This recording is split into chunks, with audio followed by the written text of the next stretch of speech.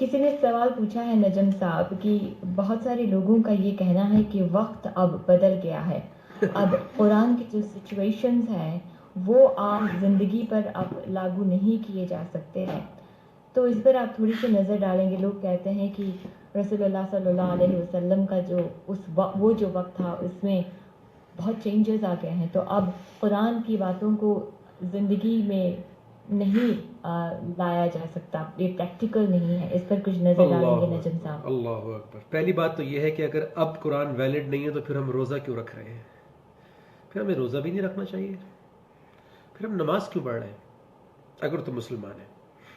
تو نماز بھی پھر اسی دور کے لیے حکم تھا. ہم عمرہ حج کیوں کرنے جاتے ہیں؟ وہ بھی چھوڑ دیں. ہم مسلمان ہی کیوں ہیں؟ وہ بھی اس دور کے لیے تھا. جب قرآن ہی ویلڈ نہیں ہے تو پھر دین کہاں رہ گیا؟ کیونکہ قرآن ہی تو اللہ کا دین ہے، قرآن ہی نے تو دین کو انٹروڈیوس کیا.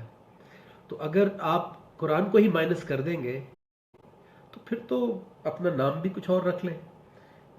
پھر دین کا، اسلام کا نام لینے کی ضرورت کیا ہے؟ اور ویسے آپس کی بات ہے، قرآن تو انسانیت سے مخاطب ہے، صرف مسلمان سے مخاطب نہیں ہے. تو جو بھی یہ بات کہتا ہے، میں آپ کو اللہ کو حاضر نظر جان کے قرآن میرے سامنے ہے اور جو تھوڑا بہت میری زندگی کا ایکسپیرینس ہے اس کی بیس پہ میں آپ کو یہ بات 200% گارنٹی دے کر کہہ سکتا ہوں کہ جو بھی یہ بات کہہ رہا ہے اس نے قرآن کو کبھی بھی سمجھنے کی کوشش نہیں کی. یہ بات میں آپ کو لکھ کے دینے کے لیے تیار ہوں. اب پرابلم کیا ہوتی ہے میں آپ کو بتاتا ہوں. ہماری سوسائٹی میں، اسلامک سوسائٹی میں، جہاں پہ بھی میں گیا ہوں، میں ہر کانٹیننٹ میں گیا ہوں بائی دا وے، اور جتنی بھی اسلامک کلچرز کے ساتھ میرا انٹریکشن ہوا ہے، چاہے وہ عرب کلچر تھا، چاہے وہ سب کانٹیننٹ کا کلچر تھا، چاہے وہ کسی بھی ویسٹرن ملک کے اندر اسلامک کلچر تھا، 99.9% لوگوں کو میں نے دو طریقے سے قرآن پڑھتے دیکھا. یا تو وہ کسی اور کے لیے پڑھ رہے تھے، یعنی ختم قرآن یا قرآن خوانی یا قرأت کمپٹیشن ہو رہا تھا، یا تجوید کے لیے اس کو پڑھ رہے تھے، سیکھ رہے تھے، یا حفظ کر رہے تھے. یعنی بیسیکلی سارا فوکس اس کی عربک اور اس کے ثواب کے اوپر تھا. اور دوسرا جو طریقہ میں نے دیکھا پڑھنے کا، وہ لوگوں نے اس کو ماضی میں پڑھا اس کی تفسیر کے ساتھ. یعنی تفسیر کہتے ہیں جو اللہ کے رسول صلی اللہ علیہ وآلہ وسلم کی زندگی میں جو ایکسپلینیشن ہوئی قرآن کی، کیونکہ ان پہ نازل ہو رہا تھا اور ان کی زندگی میں جو حالات چل رہے تھے اس کے بارے میں جو چیزیں ریکارڈ کر لی گئی، جو لکھ لی گئی تفسیر کی صورت میں، احادیث کی صورت میں بھی ہے، واقعات کی صورت میں، تو اس طرح سے قرآن پڑھا گیا کہ یہ آیت اس لیے آئی تھی، یہ صورت اس لیے آئی تھی، اور یہ وہاں پر آئی تھی، مکی ہے، مدنی ہے. اچھا، یہ دونوں صورتوں میں آپ اور میں اور ہماری آج کی زندگی مائنس ہو گئی. کیونکہ ایک طرف تو ہم بغیر سمجھے پڑھ رہے ہیں اور دوسری طرف ہم پڑھ رہے ہیں تو اللہ کے رسول صلی اللہ علیہ وسلم کی زندگی کو پڑھ رہے ہیں. تو اپنی زندگی سے تو قرآن کو دیکھ ہی نہیں رہے، کیونکہ تفسیر اللہ کے رسول صلی اللہ علیہ وآلہ وسلم کی زندگی کے حالات اور واقعات اس کو فائدہ دیں گے جو خود اپنی زندگی میں ٹیاں بیبی سٹیپس لے کے چلنے کی کوشش کر رہا ہوگا. آپ ایک ڈش پکاتے ہی نہیں ہیں تو آپ دنیا کے سب سے بڑے شیف کو پکاتا دیکھ بھی لیں تو آپ کو کیا فائدہ ہوگا؟ میں کھانا نہیں بناتا ہوں عام طور پہ، تو آج میرے سامنے آپ بیسٹ سے بیسٹ شیف کو لے بھی آئیں اور وہ بیسٹ چیز بنا کے بھی دکھائے تو میرا اس سے کیا لینا دینا؟ میں تو کھانا پکاتا ہی نہیں ہوں. تو جو اپنی زندگی میں قرآن کو اپلائی کر رہا ہوگا اسی ہی کو تفسیر اللہ کے رسول صلی اللہ علیہ وآلہ وسلم کی زندگی کی جو ایکسپلینیشن ہے اسی کو وہ سمجھ بھی آئے گی، اسی کو وہ ہیلپ بھی کرے گی.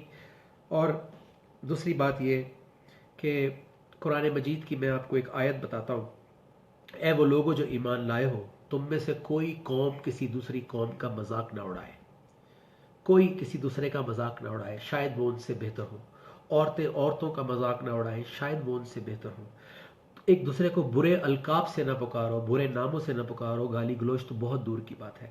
پھر اللہ کہتے ہیں ایک دوسرے کے بارے میں امیجینیشن، گمان میں مت رہو، ایزمپشنز مت کرو، کسی کی زندگی میں نوزی مت ہو، تجسس مت کرو، کریوسٹی مت کرو، کسی کی بیک چیٹ نہ کرو. اب مجھے بتائیں کیا یہ ساری باتیں 1400 سال پہلے کے لیے تھی؟ پھر اللہ تعالیٰ کہتے ہیں کہ کسی کا مال نہ کھا جاؤ قرآن مجید میں، کسی کے ساتھ مس کمٹمنٹ نہیں کرو، बात करो तो सीधी करो, कौलन सदीदा। ये ड्यूबियस, ढकी छुपी और जूमानी, डबल मीनिंग वाली, घुमाने वाली बात नहीं करो, स्ट्रेट फॉरवर्ड अच्छी बात करो। फिर अल्लाह ताला कह रहे हैं कि वो क्यों कहते हो जो करते नहीं हो, यानी when you commit something then fulfil it. अब मुझे बताइए दुनिया की कौन सी वो कामयाब कौम है जिसके अंदर ये क्वालिटीज नहीं है? दुनिया का कौन सा कल्चर है जिसमें इन आयात को वायलेट करने वाले को अच्छा समझा जाता है?